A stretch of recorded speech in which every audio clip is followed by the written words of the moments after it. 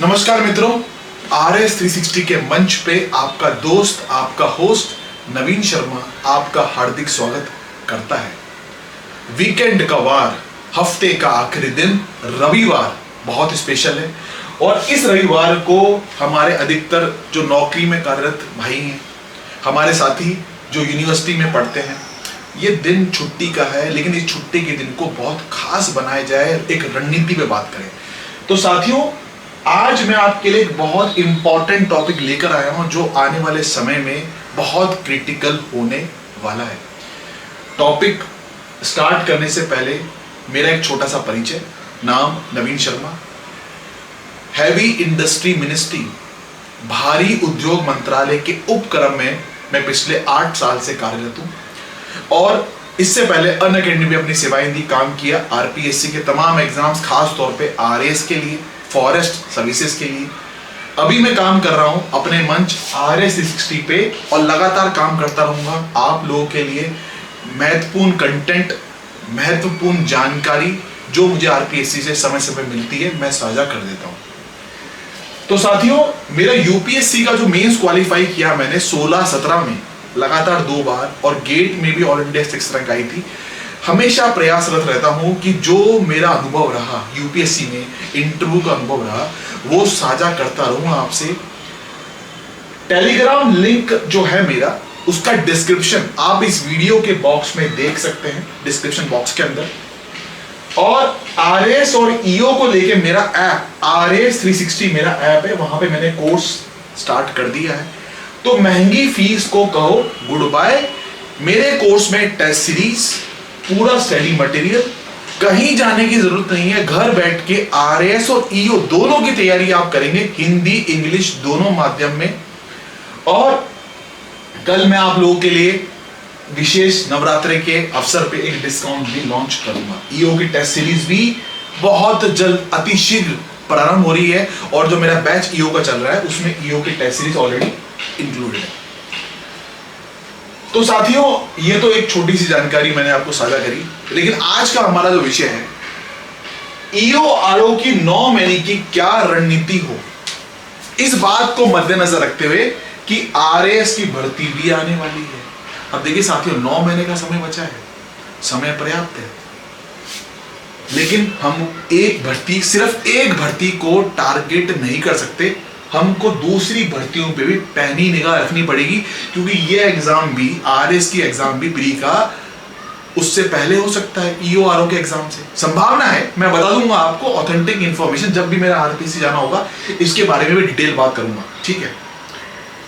तो साथियों, ये जो ईओ आरओ की स्ट्रेटजी बनाए, इसकी रणनीति पे बात करें तो 9 महीने आपके पास हैं। पहले इसके सिलेबस का, पाठ्यक्रम का पोस्टमार्टम करते हैं, देखते हैं सिलेबस के अंदर क्या क्या बारीकियां हैं। तो साथियों, जो ईओ आरओ का सिलेबस है, पार्ट ए 2 हिस्सों में बटा हुआ है, पार्ट ए और part B. Part A 80 mark का, पार्ट बी 40 मार्क का। तो हमें यहाँ पे गेम खेलना है, 120 मार्क्स का आपका टोटल यहाँ पे गेम होने वाला है।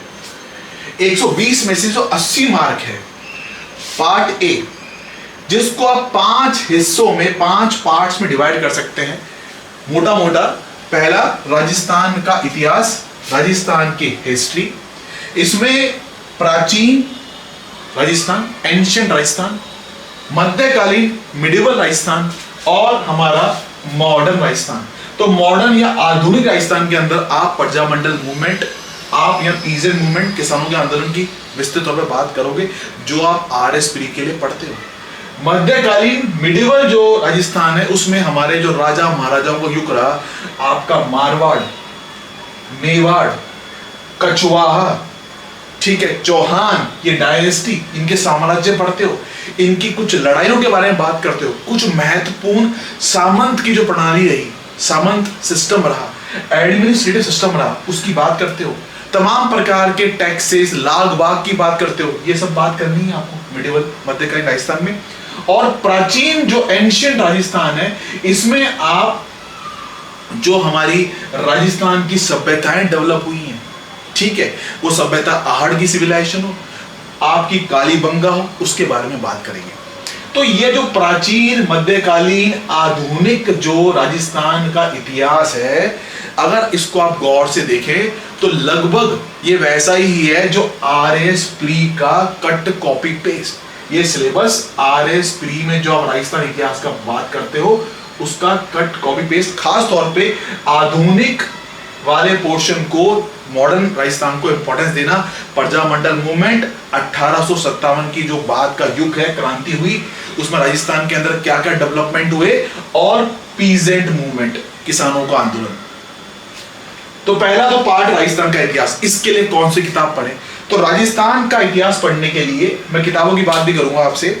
सबसे पहले तो आप राजस्थान बोर्ड की इन दो महत्वपूर्ण किताबों का एक बार अवलोकन कर लीजिए। ये राजस्थान बोर्ड की किताब है, कक्षा 10th की, ये है राजस्थान का इतिहास एवं संस्कृति, ठीक है, इसको देखें। उसके अलावा 9th क्लास की किताब भी आती है, 10th के साथ 9th की भी किताब आती है, जिसमें कि राजस्थान के स्वतंत्रता सेनानियों की बात करी हुई है।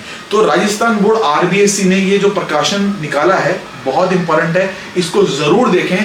जो हमारे साथी मित्र पहली बार इस मैदान में कूदे हैं, RS की तैयारी पहले कभी नहीं करी, उनको पहले बेसिक इस किताब पे काम करना चाहिए। उसके बाद जब आप ये काम निपटा लो तो आप चाहो तो ये हमारी जय सिंह नीरज की किताब आती है, राजस्थान का संस्कृति आर्ट एंड कल्चर। राजस्थान की संस्कृति आर्ट एंड कल्चर भी आपके सिलेबस में है, इसको आप देखिए। और आप चाहें तो यहाँ पे लक्ष्य राजस्थान की किताब है, इसको भी रेफर कर सकते हैं। एक और पनोरमा बुक आती है, उसको भी देख सकते हैं। इनमें से आप चूज कर लेना, ऐसा नहीं कि सब किताबों के लिए टाइम मिलेगा, चूज कर लेना, या तो जैसे नीरज पढ़ लेना या लक्ष्य किताब रेफर कर लेना। लक्ष्य में थोड़ा डेटा ज्यादा है, आपको मदद मिलेगी। जो हमारे साथी इंग्लिश मीडियम के हैं, इंग्लिश मीडियम में मूमल पब्लिकेशन की किताब आती है, देखिए यहाँ पे इंग्लिश मीडियम के लिए, तो थोड़ा समझने में जिनको हिंदी में दिक्कत आती है उनके लिए मूमल की किताब इंग्लिश मीडियम में, इसको रेफर कर सकते हैं। ये जो राजस्थान का इतिहास है, ये 3 हिस्से, एंशिएंट, मिडिवल, मॉडर्न, प्राचीन, मध्यकालीन, आधुनिक।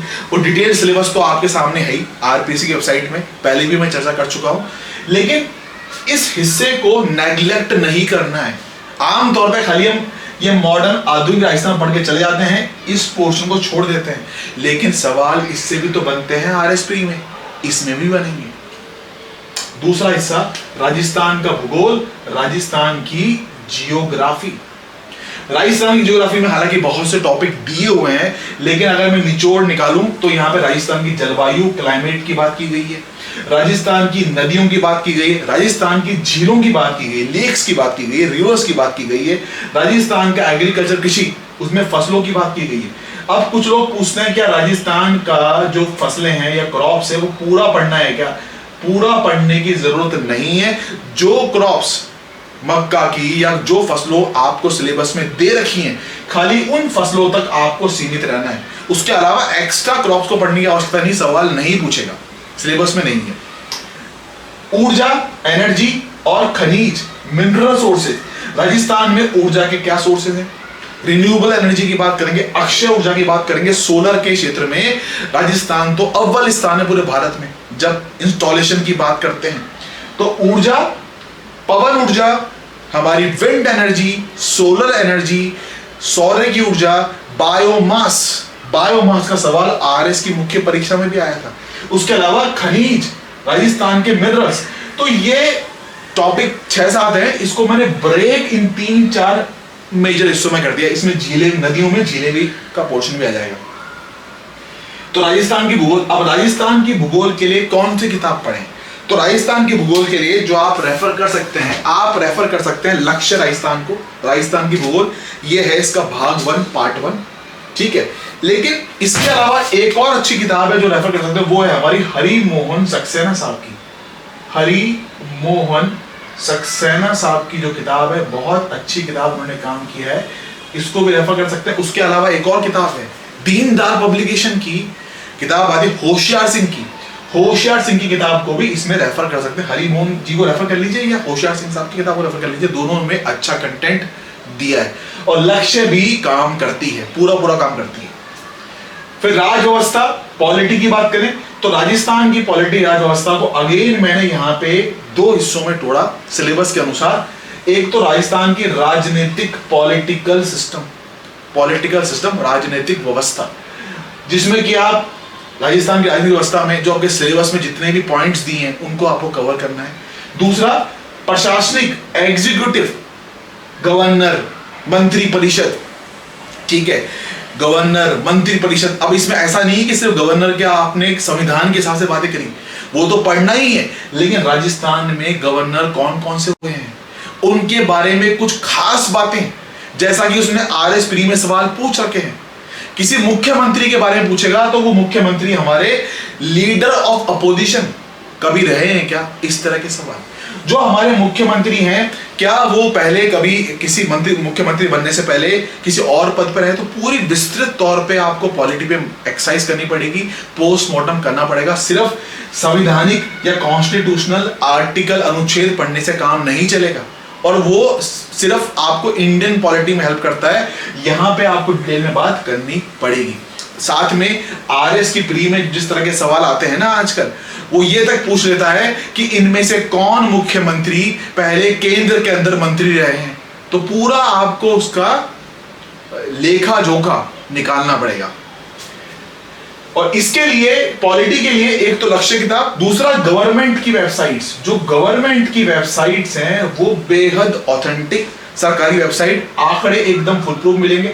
मैं पूरी कोशिश करता हूं, मेरे जो क्लास पॉलिटी की हुई इस मेरे ऐप में, मैंने पूरा डेटा गवर्नमेंट वेबसाइट से ही लिया, ऑथेंटिक एकदम इंफॉर्मेशन। किताबों में कुछ मिसप्रिंट की टाइपिंग एरर होती है, लेकिन गवर्नमेंट वेबसाइट में गलती नहीं होती, तो हमने ये देखा। उसके बाद इसमें आपका संस्थाएं, इंस्टीट्यूशन भी हैं, संस्थाएं, इंस्टीट्यूशन, जिसमें कि आप देखोगे स्टेट का इलेक्शन कमीशन, राज्य का निर्वाचन आयोग, ठीक है। तो संस्थाएं, इंस्टीट्यूशन में जो राजस्थान के जो आरएस प्री में आपके सिलेबस है वैसा ही हूबहू ईओआरओ में दिया गया है। और चौथा लोक नीति। लोक नीति में आप जो हम बात करेंगे राजस्थान का public guarantee act, public guarantee act, तो पब्लिक गारंटी एक्ट को यहां पे आपको रेफर करना है। और भी 2-3 चीजें सिलेबस में दी गई हैं, इसको विस्तार से देखें। अगेन यहां पे गवर्नमेंट की वेबसाइट आपको हेल्प करती है, और लोक नीति का पोर्शन आरएस मुख्य परीक्षा, आरएस मेंस में भी आपको मिलेगा। तो साथियों देखो क्या है, कुल मिला के बात ऐसी है कि जब तक आप डिटेल में नहीं जाएंगे ना, ऊपरी तौर पे देखेंगे सरफेस लेवल पे, तो कोई रणनीति नहीं बना पाएंगे। मैं आपके इन सवालों का जवाब भी दूंगा आज, कितने घंटे पढ़ना है, कितना स्कोर सेफ रहेगा, आरएस भी आने वाली वैकेंसी है, उस साथ ईओ के साथ में क्या करें कि हमारी आरएस की तैयारी भी होती रहे। और चौथा, कोर्स एक बार कब खत्म कर दें, कोर्स हम कब खत्म कर दें ताकि रिवीजन के लिए पर्याप्त समय मिल जाए।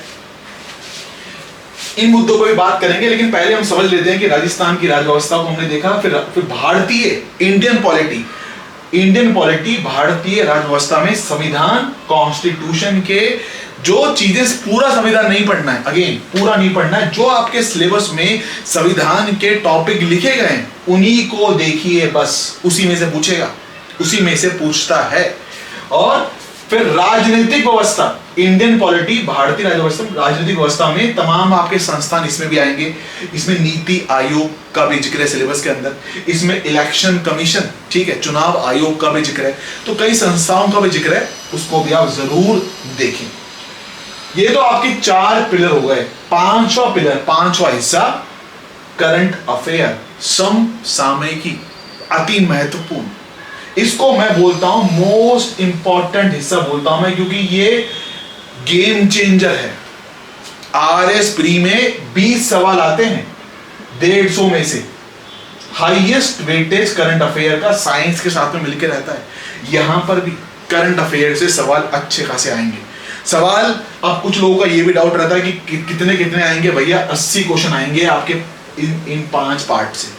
अब इन 80 क्वेश्चनों को आप 5 में हर पार्ट से यदि बराबर डिवाइड करो तो कितना निकलेगा आपके पास में, 16 क्वेश्चन, प्रत्येक पार्ट से 16 क्वेश्चन। लेकिन ऐसा होता नहीं है, ऐसा होता नहीं है कि राजस्थान के इतिहास से 16 क्वेश्चन, राजस्थान के भूगोल से 16 क्वेश्चन, राजस्थान की पॉलिटिक्स से 16 question, Indian politics 16 question, current affair 16, ऐसा होता नहीं है। मेरे अनुमान से करंट अफेयर का वेटेज 20 से ज्यादा रहेगा 180 इन 80 सवालों में। और उसके अलावा ये जो आपके पॉलिटी का सेगमेंट है, इनका वेटेज भारतीय और राजस्थान सेम रहने वाला है। इनको मिला के आप गैस कर सकते हो तकरीबन 35 से 40 क्वेश्चन, 35 से 40 क्वेश्चन आपको मिलेंगे पॉलिटी के। और फिर राजस्थान का भूगोल, ये भी आपका तकरीबन 10 से 15 क्वेश्चन खींचेगा। राजस्थान के इतिहास से भी क्वेश्चन आएंगे, नेग्लेक्ट नहीं करना है। लेकिन ऐसा कह सकते हैं आरएस प्री के ट्रेंड पे जो आरपीसी का पैटर्न रहता है, करंट अफेयर को वेटेज मिलेगी, पॉलिटी को वेटेज मिलेगी। भूगोल का पोर्शन भी इंपॉर्टेंट है, छोड़ना तो कुछ है ही नहीं ना। हम इसकी बात भी करेंगे कितना स्कोर सेफ है, तो छोड़ना तो कुछ है ही नहीं साथियों। यहां पे कोई टॉपिक को छोड़ने का मतलब ये है हम पीछे हो गए हैं, ठीक है। कंपटीशन 77 सीटों का, सीटें बढ़ेंगी। इसके लिए मैं बात आपको समय पे इनपुट दे दूंगा। अभी वो फाइल मूव नहीं हुई है, ठीक है। एक बार फाइल जब मूव हो जाएगी तब बताऊंगा इसके बारे में कि सीटों को क्या है। अभी तो 77 मान के चल रहे हैं अपन, ठीक है। चलिए अब आते हैं हमारा ये पार्ट ए 80 मार्क की कहानी। करंट अफेयर के 3 हिस्से हैं, इंडिया, राजस्थान, वर्ल्ड। भारत का, राजस्थान के जो पर्सन, जो इंसान सुर्खियों में रहते हैं, राजस्थान की वो चर्चित स्थान, राजस्थान की वो चर्चित पर्सनैलिटी, और उसी तरह वर्ल्ड में अंतरराष्ट्रीय स्तर पे कोई घटनाक्रम हुआ, वो आपको नोट करना है। क्या पढ़ें इसके लिए? तो साथियों मैं आपको बताऊंगा 2 कैप्सूल जिसको आपको पढ़ने से फायदा होगा। इंग्लिश वाले भी इसको पढ़ें, हिंदी वाले भी पढ़ें इसको। अंतरराष्ट्रीय क्रोनोलॉजी मासिक मैगजीन आती है मंथली लेवल पे, ये आप रेफर करें। इंडिया के लिए और वर्ल्ड के लिए तो रेफर करें आप अंतरराष्ट्रीय क्रोनोलॉजी, ठीक है। दूसरा जो राजस्थान के लिए आप रेफर करो, एक तो सुजस का डेली बुलेटिन आता है, उसको पढ़ो, मुश्किल से 10 मिनट लेगा आपके पूरे दिन के। सुबह उठते ही सुजस को पहले निपटा लो, और उसके बाद करंट अफेयर के लिए मूमल की जो मैगजीन आती है बहुत मददगार है, फायदेमंद है राजस्थान के पोर्शन को कंप्लीट करने के लिए। तो साथियों ये पूरी कहानी तो आपके 5 हिस्सों की 80 मार्क की कहानी है। कहानी का दूसरा भाग इंटरवल के बाद जो पार्ट बी है, ये 40 मार्क का है। ये साथियों आपकी कहानी को काया पलट कर देगा, फ्लॉप पिक्चर को हिट बना सकता है। ये फ्लॉप पिक्चर को हिट बना सकता है, गेम चेंजर है। तो नगर पालिका अधिनियम, म्युनिसिपैलिटी एक्ट 2009 हमने पहले देखा। टोटल 17 चैप्टर हैं, 17 अध्याय, पर पढ़ने कितने हैं आपको? सिर्फ 9 पढ़ने हैं, जिसकी बात मैं पहले आपसे कर चुका हूं, ठीक है। तो 9 ही पढ़ने हैं डिटेल में, और यही काम मैं अपनी ऐप पे भी कर रहा हूं। पूरी कोशिश सवाल एक भी बाहर ना जाए। दूसरी बात, 8 योजनाएं। अब यहां पे लोगों के सवाल होते हैं कि सर ये जो योजनाएं दी गई हैं इसके अलावा हमें पढ़नी है क्या? राजस्थान सरकार की तो बहुत योजनाएं, तमाम योजनाएं। गहलोत साहब समय समय पर योजना निकालते रहे, जब से 2018 में सत्ता में आए हैं, दिसंबर 18 से लगातार योजना निकलती रही है, पर खाली 8 योजनाएं सिलेबस में दी हैं। तो साथियों जो 8 योजनाएं, जो स्कीम्स हैं, ये तो पार्ट बी की, ये सिर्फ यही पढ़नी है। इसके अलावा और योजनाएं पढ़ने की आवश्यकता नहीं है। जहां तक पार्ट बी की बात है, लेकिन परंतु पार्ट ए के लिए आपको योजनाएं पढ़नी पड़ेंगी। ऐसा नहीं कि ना 8 योजनाओं से आपने काम हो गया, ये तो ठीक है, पार्ट बी में तो इसी में से आएगा, लेकिन पार्ट ए में जो करंट अफेयर है उसमें आपको ये योजनाएं यहां से एक्स्ट्रा पढ़नी पड़ेंगी। इसके 8 के अलावा कहां से पढ़ोगे? इकोनॉमिक सर्वे, आर्थिक सर्वेक्षण। अब कुछ लोगों का डाउट था कि इसमें तो इकोनॉमी तो है ही नहीं, ना तो इंडियन इकोनॉमी है ना राजस्थान इकोनॉमी है, लेकिन इकोनॉमी नहीं है, लेकिन जो करंट अफेयर है उसमें योजनाएं के सवाल आते हैं, आते रहेंगे। यहां पे आपको इकोनॉमिक सर्वे बहुत हेल्प करेगा, बहुत मदद करेगा, ठीक है साथियों। तो ये चीज, उसके अलावा 3 नियम भी दिए हुए हैं, समान क्रय एवं विक्रय नियम 1974 का, 1974 का, कंडक्ट ऑफ बिजनेस का, वो भी आपका 2009 का नियम। तो टोटल 3 नियम है, 1974 का 1 नियम है और 2009 के 2 नियम है। इन नियमों को भी आपको विस्तृत तौर पे एनालिसिस करना पड़ेगा। जैसे आपने एक्ट में काम किया ना, वैसे ही 3 नियमों का निचोड़ निकालना पड़ेगा, ठीक है। और इन नियमों के अंदर 1974 का नियम है सामान क्रय एवं क्रय विक्रय, जो परचेज एंड कॉन्ट्रैक्ट रूल 1974, ठीक है। तो 1974 के जो नियम है उसमें समय समय पर संशोधन भी हुए हैं।